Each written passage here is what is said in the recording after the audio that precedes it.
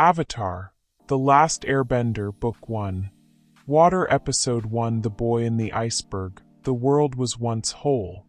4 nations lived in harmony: water, earth, fire, and air.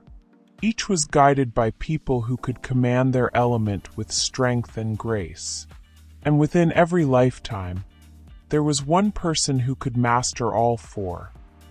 The Avatar, the bridge between the human and the spirit worlds, the keeper of balance. But that balance shattered when the Fire Nation rose to power. What began as ambition became conquest. Entire kingdoms burned, and when the world needed the Avatar most, he vanished. A century of war followed, and hope slowly froze beneath ash and ice. Far away at the edge of the southern sea, 2 young voices echo across the silence of the poles. A small canoe cuts through a maze of glacial pillars, its prow splitting pale blue water that mirrors the endless sky. Katara kneels at the stern, hands guiding the current with delicate sweeps. She's 14, her parka patched from years of wear, her eyes full of stubborn warmth. Beside her, spear in hand and jaw clenched in heroic determination, sits her brother Sokka, 15, the self-declared man of the tribe. Sokka squints into the ice. "There! I saw a fish!" Katara sighs. "You always see a fish." "Yeah, and someday I'll catch one.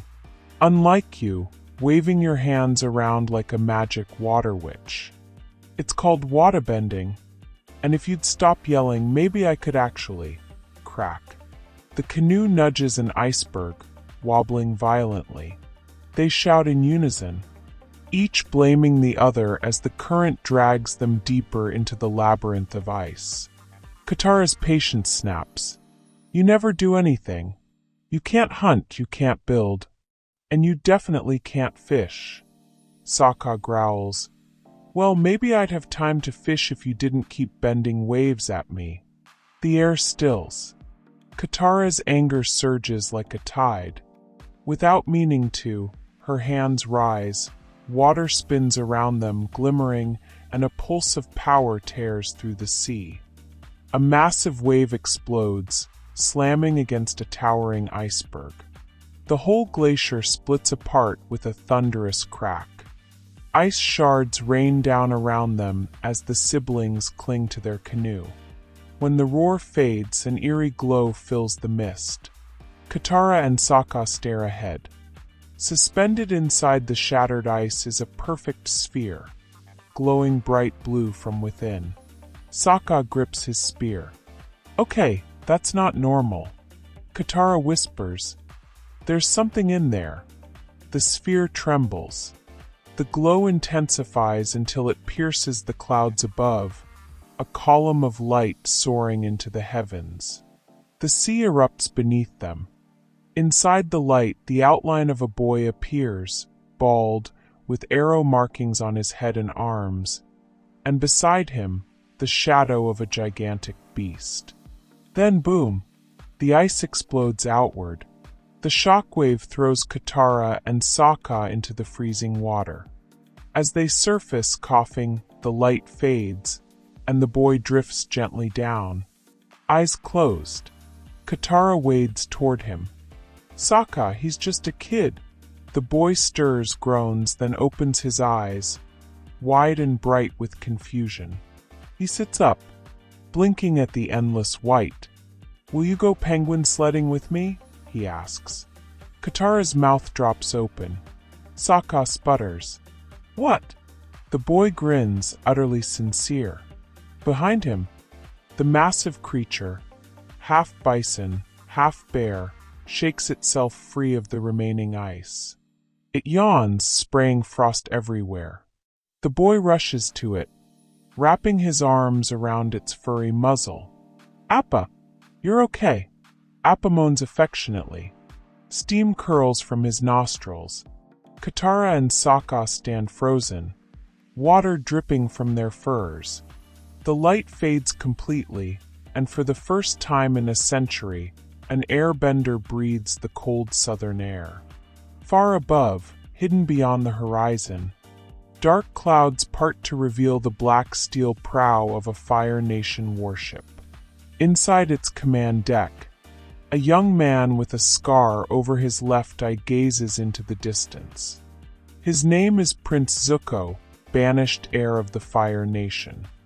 When the column of light pierces the clouds, his pulse quickens.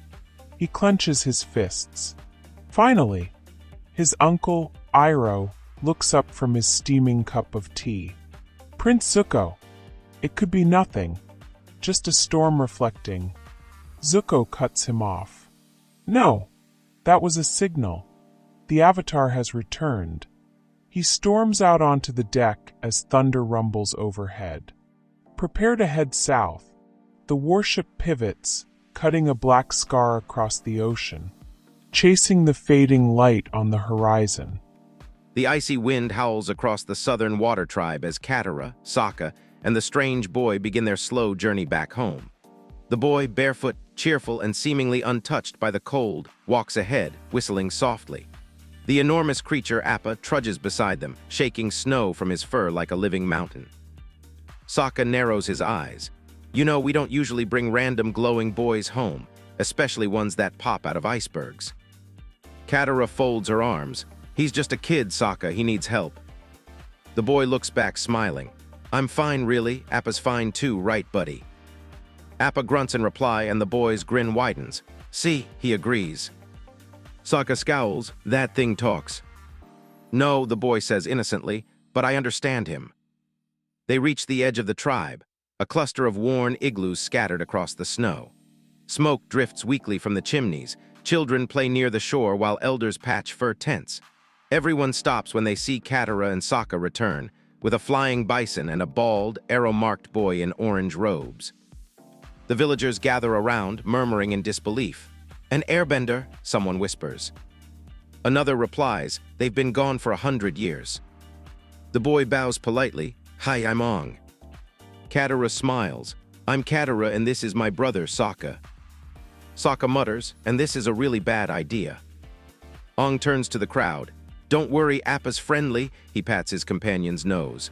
Come on, Appa, say hello. Appa lets out a mighty moo-woo. Children gasp and scatter, shrieking with laughter. Sokka groans, great. Now the giant monster's gonna eat our tribe. But Ong's laughter is infectious. Within moments, the children creep closer, eyes sparkling. They bombard him with questions. Can you really fly? What's that on your head? Can Appa take us for a ride? Ong grins mischievously. Sure, but first, who wants to go penguin sledding? The kids cheer, racing toward the ice fields. Katara can't help but laugh as she follows. For the first time in forever, the tribe feels alive again. Sokka, arms crossed, stays behind, muttering, He's bringing chaos, I can feel it. Meanwhile, out at sea, the Fire Nation warship cuts through the mist. On deck, Prince Zuko stands rigid, his scar catching the glow of the setting sun. He stares through a brass spyglass at the endless horizon. His uncle Iroh approaches, draped in thick robes, still sipping his tea. You should rest, nephew. You've been watching the same patch of ocean for hours. Zuko doesn't move. That light came from the southern water tribe, I know it. Iroh sighs. Even if it did, finding one small village among all these glaciers. The Avatar is there, Zuko snaps. His voice trembles, not with fear, but obsession.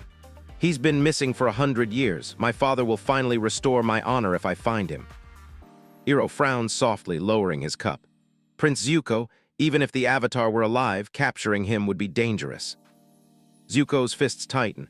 I don't care how dangerous it is, I will find the Avatar. He storms toward the bridge, shouting, full speed ahead, set course for the southern water tribe. The ship's engines roar as black smoke pours into the sky. Back at the tribe, twilight paints the world in soft blue. Ong races down an icy slope on his belly, laughing wildly as a group of penguins flaps beside him. Katara slides after him, struggling to stay balanced. They crash into a snowbank, both breathless with laughter. Katara grins. You're a real airbender, aren't you? Ong nods proudly. The last one, I think, but don't worry, everything's gonna be fine. Katara's smile fades a little. You don't know how long you've been frozen, do you? Aang tilts his head, puzzled. What do you mean? Because the war, it's been going on for 100 years. The Fire Nation attacked the other nations, and no one's seen an airbender since. The joy drains from Aang's face. 100 years? His voice cracks slightly. That's impossible. He looks toward the distant horizon, where the last sunlight bleeds into the ice. His smile fades, replaced by quiet disbelief. Behind them, the dark outline of Zuko's warship grows closer through the fog. The snow begins to fall heavier as Aang and Katara sit quietly near the frozen coast, the laughter of the day fading into the gentle howl of the southern winds. The sunset glows behind the distant cliffs, and the horizon seems endless, calm, but fragile.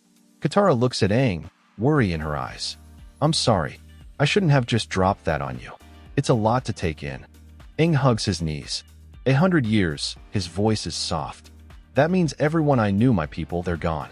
He stares down at the snow. The air nomads, my friends at the temples, even Monk Gyatso. His words trail into silence. Katara touches his shoulder gently. You don't have to go through this alone. You've got me now, and Sokka too, even if he pretends not to care. Aang manages a small smile. Thanks, Katara. For a moment, the world is peaceful again, just two young souls in an ocean of white. Then Aang stands up suddenly, determination in his eyes. I need to see what's left. I need to go to the Southern Air Temple. Katara nods. Then we'll help you get there. But as they return to the village, the calm breaks. Sokka stands at the shoreline, sharpening his spear and muttering battle chants under his breath. He's tied a strip of wolf fur around his head like a warrior's band. Okay, watchtower ready. Traps ready. If Fire Nation shows up, I'll... Katara rolls her eyes. Sokka, you can't stop the Fire Nation with a boomerang and a bunch of snow. Sokka glares at her. Excuse me, chief in training here. I'm the oldest male left in the tribe. It's my job to protect everyone. He points dramatically toward Aang. And it's your job to explain why this kid's glowing like a comet. Aang chuckles awkwardly. I kinda can't explain that part yet. He looks around at the small igloos and the laughing children. But I promise, I'm not dangerous. To prove it, he steps back, draws a deep breath, and spins his staff.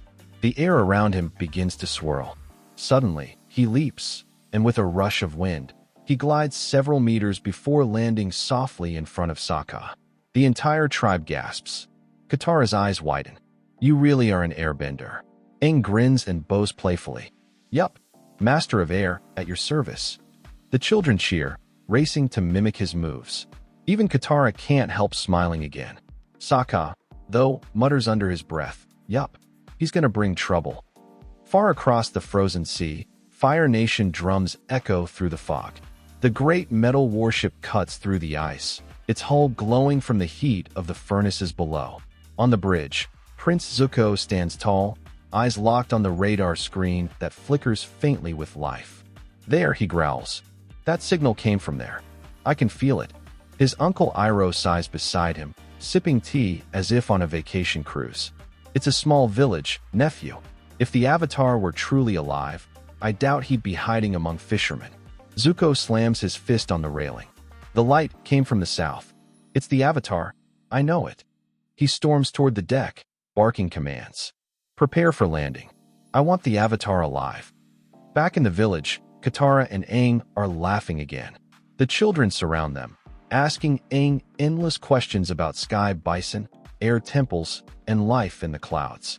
Aang's energy is pure, radiant. He lifts the younger kids onto Appa's tail, teaching them how to balance as the gentle giant lets out another soft moan. Katara watches fondly. It's like he brings warmth with him. It's been so long since the village felt like this. But the warmth vanishes in an instant. A deep rumble shakes the ground beneath them. The snow around the igloos begins to tremble. The sky darkens, not from clouds, but from black smoke rising on the horizon. The children scream and scatter as a massive Fire Nation ship bursts through the ice shelf, sending waves crashing toward the shore. The ship towers over the tiny village, its red banners snapping in the freezing wind. Sokka leaps to his feet. Fire Nation, everyone to the shelters. He grabs his spear and runs to the front line, a one-man army facing a fortress of steel. His knees tremble, but his eyes stay sharp. The ship grinds to a halt, crushing the ice beneath its hull. Steam hisses as a metal ramp lowers with a heavy clang. Through the mist, a dark figure emerges, tall, armored, and scarred. Prince Zuko steps onto the frozen ground, firelight reflecting off his golden eyes. "I know you're hiding him," he shouts. "The Avatar." Sokka raises his spear. "You're not taking anyone from this village." Zuko barely glances at him. "Out of my way." Sokka charges with a war cry, swinging his spear, but with a flick of his wrist, Zuko kicks him aside easily, sending him sprawling into the snow.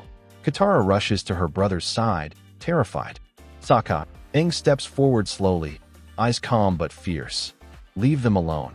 Zuko turns, studying him. "You're just a child." Aang's expression hardens. "And you're not very nice." The prince smirks. "You'll come with me. You're the only airbender I've seen in 100 years, and the only one who could be the Avatar." The crowd gasps. Katara looks at Aang, realization dawning. You're the Avatar?" Aang glances at her sadly, then lifts his staff. "I guess so." Wind whirls around him, fierce and alive. He leaps forward in a surge of air-bending power, scattering the Fire Nation soldiers and sending snow flying in every direction. Zuko barely blocks the blast, his hair whipping in the gale. "He is the Avatar," he roars. "Don't let him escape." Aang lands on Appa's head and shouts, "Yip yip." Appa groans, spreading his 6 legs, wings unfolding from beneath the fur. He stomps, sending snow exploding beneath him. But the creature only manages a short hop and crash, straight into the snow again. Sokka groans. "You call that flying?" Aang blushes. He's just tired from the ice. As Fire Nation soldiers close in, Aang turns to Katara and Sokka. "Stay here, I'll handle this." He leaps back toward Zuko, staff spinning, the battle just beginning. The wind roars across the frozen village as Aang stands alone, his orange robes flapping wildly. Prince Zuko's boots crunch over the ice as he circles the young airbender, firelight gleaming in his golden eyes. "Give yourself up," Zuko commands. "You can't win." Aang smirks. "Wanna bet?" He leaps forward, spinning his staff with impossible speed. The air bends around him, a tornado of snow and ice that blasts Zuko backward. The prince slams his hands into the ground, flipping upright, and retaliates. Fire erupts from his fists, streaking through the cold. Aang somersaults midair, dodging every flame. His movements are playful, almost graceful, like a dance. He lands on a column of ice, taps his staff, and releases a gust that snuffs Zuko's fire instantly. Zuko growls, "You are the Avatar." Aang shrugs. "I guess I am." The moment he speaks, Zuko lunges. Fireballs streak toward Aang, lighting the night in violent orange. Aang deflects them with twirling gusts, blasting snow into sparkling clouds. The villagers scatter, screaming. Katara drags Sokka toward cover, her eyes locked on the duel. Sokka groans, clutching his bruised side. "This kid's crazy and amazing." Katara whispers, "He's the hope we've been waiting for." But Aang's playful grin fades as he's pushed back toward the water's edge. Zuko's flames grow stronger, relentless, fueled by pride and fury. Finally, one blast catches Aang off guard, the heat searing his staff from his hands. Zuko's soldiers surround him. "The Avatar is mine," Zuko says coldly, grabbing Aang by the collar. "You'll restore my honor." Katara cries out, "Aang, no." But he raises a hand gently, smiling at her. "Don't worry, I'll be fine." Without another word, Zuko drags him toward the ship. Appa bellows furiously, shaking the ground. Katara and Sokka race to his side. "We have to save him," Katara pleads. Sokka looks up at the towering bison. "If we're gonna chase that ship, we're gonna need a ride." He slaps Appa's side. "Come on, big guy. Fly." Appa snorts, sniffs, and flops onto his belly. Katara shouts, "Yip yip." Appa groans. Then with a great leap, he lifts off, wings spreading wide, snow swirling beneath him. The villagers gasp as the enormous creature rises into the stormy sky. Meanwhile, aboard the Fire Nation ship, Zuko locks Aang in chains. Steam hisses around them as the engines churn. "You can't run anymore," Zuko sneers. Aang looks up calmly. "I don't need to run." He takes a deep breath, and the glow returns. His tattoos ignite in brilliant blue light. The air trembles, Zuko's eyes widen. What are you doing? A blast of pure wind bursts from Aang's body, shattering the metal chains. The deck erupts into chaos as soldiers are hurled into the walls. Aang jumps, twirling his staff, spinning faster and faster until a tornado rips open the ship's side. He rockets into the sky, soaring free. Below, Appa spots him immediately. Katara shouts, "There he is!" Appa dives through the smoke, catching Aang in midair. Snow and steam whirl together as the boy lands safely on his friend's back. Zuko watches helplessly from below, fists trembling. He escaped. The Avatar escaped. Uncle Iroh places a calm hand on his shoulder. "Patience, Prince Zuko. He can't hide forever." Zuko glares toward the horizon. "Then I'll never stop searching." High above the ocean, Aang laughs breathlessly. "I told you, Appa still remembers how to fly." Katara grins, gripping his robe. "That was incredible." Sokka holds on for dear life. "Next time, warn me before we almost die." The clouds part, revealing the endless moonlit sea. The icy winds blow gently as the trio gazes into the distance. Katara looks at Aang, awe in her voice. "You really are the Avatar, the last Airbender." Aang's smile softens. "Guess that means I've got a lot of catching up to do." The camera pans upward, the sky glowing with the northern lights, green and blue weaving across the stars. Beneath them, the Fire Nation ship sails away into the fog, a symbol of the war still burning. For the first time in a century, hope returns to the world. Fire. End of Episode 1. The Boy in the Iceberg. Fire. If you enjoyed this epic beginning of Avatar, The Last Airbender, make sure to subscribe for more storytelling content. We'll continue the journey in Episode 2, The Avatar Returns.